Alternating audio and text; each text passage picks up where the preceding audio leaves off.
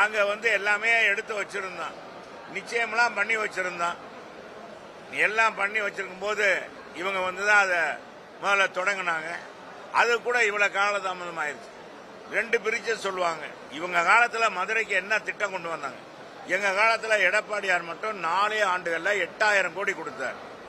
மதுரையினுடைய எத்தனை அடையாளங்களும் எங்க காலத்துல நிறைவேற்றப்பட்ட திட்டங்கள் தான்.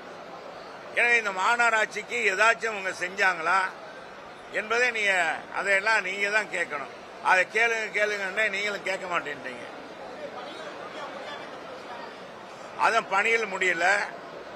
முல்லை பெரியார் கூட்டு குடிநீர் திட்டத்தை பாத்தீங்கன்னா ஏறத்தாழ 24 மணி நேரமும் இன்னும் 40 ஆண்டுகளுக்கு அது குடிநீர் பிரச்சனை இல்லாத அளவுக்கு 24 மணி நேரம் வீடுகளுக்கு கிடைக்கணும்.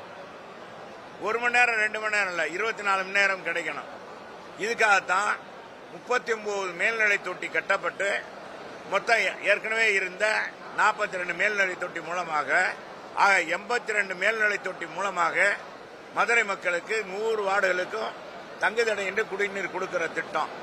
இன்னைக்கு 20 லட்சம் மக்கள் பெருக்க இருந்தாலும் இன்னும் 40-50 லட்சம் மக்கள் பெருக்க ஏற்பட்டாலும் இந்த குடிநீர் பிரச்சனையே இருக்காது என்ற அடிப்படையில் தான் இந்த திட்டம் கொண்டு வரப்பட்டது. 2023 முடிக்க வேண்டிய திட்டத்தை இன்னைக்கு ஆமை வேகத்தில் நடத்தி முறையாக அந்த அதிகாரிகள் போடுற பைப்பை தரமில்லாத பைப்பை போட்டதுனால தெருவில் அந்த பிரஷர் தாங்காம தண்ணி ஓவர் டேங்க்ல இருந்து வர்ற மேல்நிலை தொட்டியிலிருந்து வர்ற தண்ணி பிரஷர் தாங்காம வெடித்து ஆறாக ஓடுவதையெல்லாம் உங்க டிவியிலும் பார்த்திருப்பீங்க. எல்லா இடங்களையும் இருக்கு. இதெல்லாம் ஆய்வு செய்யணும்னு சொல்லியிருந்தோம், ஒண்ணுமே செய்யல.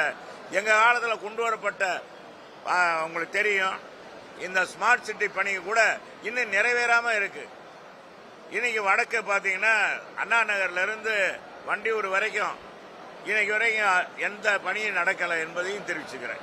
இதெல்லாம் ஆய்வு செய்யணும்ன்றதா எங்களுடைய கோரிக்கை. இந்த ஆர்ப்பாட்டத்துடைய முக்கிய நோக்கம் இல்ல. இந்த மாநகராட்சி ஒட்டி எதுவும் கேட்கறீங்களா? அப்புறம் தான் நாங்க உங்களை சந்திக்கிறோம்ல. வேற எதுவும் கேட்கறீங்களா?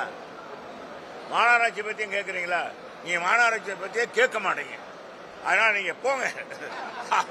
ஒன்னும் கேட்கவே மாட்டேன்றீங்க. ஏன் எவ்வளவு ஊழல் நடக்குது? நீங்க தான் அந்த குண்டுமொழியில போறீங்க. ஒரு ஊடக நண்பர் செத்து போயிட்டாரு, இறந்தும் போயிட்டார் விபத்துல.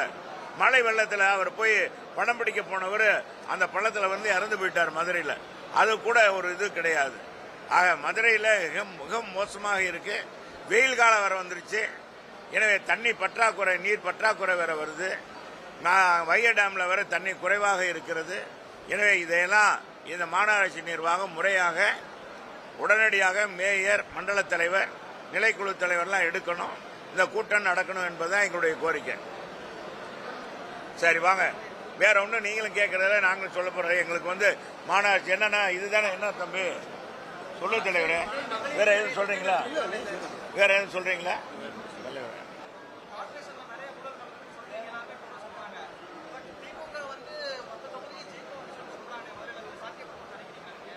எதை வச்சு சொல்றாங்கன்னு தெரியலையே. வச்சிருக்க மாவை நிறைய கொடுத்து இப்பவே அப்படித்தான் செஞ்சிருக்க.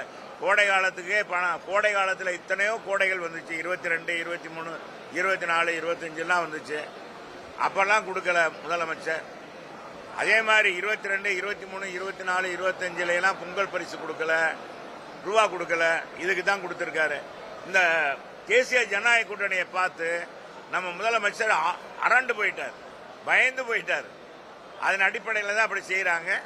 இப்ப 5000 ரூபாய் முன்பணம் போட்டிருக்காரு, 2000 ரூபாய் கொடுத்திருக்காரு.